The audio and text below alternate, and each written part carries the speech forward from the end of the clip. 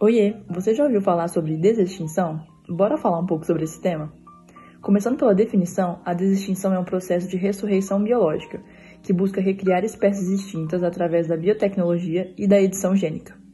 No caso, tais organismos não seriam idênticos à espécie almejada, é claro, mas sim geneticamente semelhantes, porém adaptados para sobreviver nas condições ambientais atuais. Assim, esse processo tem como principais objetivos preservar o DNA dessas espécies, restaurar as funções delas nos ambientes atuais, ajudar a mitigar as mudanças climáticas, corrigir erros que humanos cometeram ao extinguir tais espécies e ter potencial na conservação da biodiversidade. Mas como esse processo funciona? Vamos entender.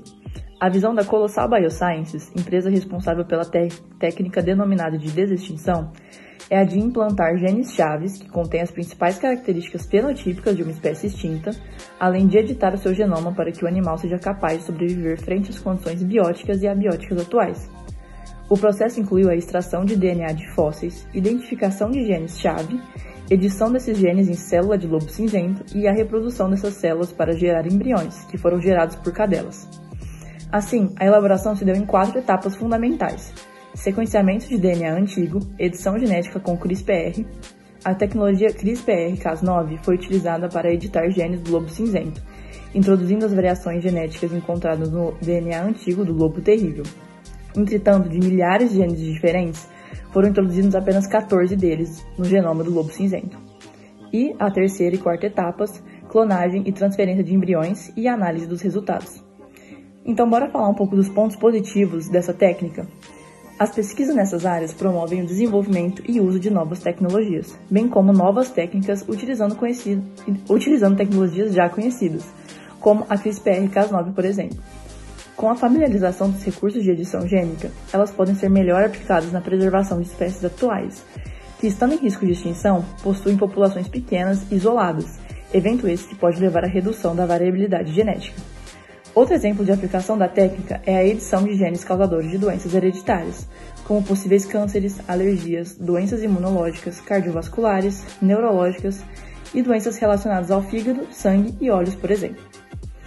Mas quais são os pontos contraditórios ou até mesmo negativos dessa técnica e de todo esse processo? Bom, falando um pouco da ciência do espetáculo, o termo de desextinção, pautado pela empresa Colossal Biosciences, traz à tona o objetivo de trazer animais do passado. Mas afinal, qual a razão de reviver esses animais nos dias de hoje? Esses conceitos estão diretamente relacionados à ciência do espetáculo ou ciência midiática.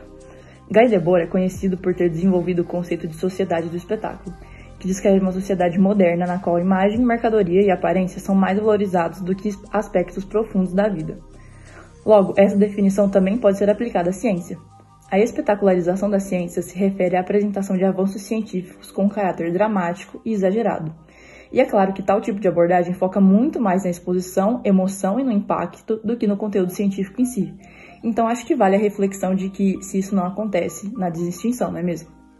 E falando um pouco sobre a ética desse processo e desses experimentos em si.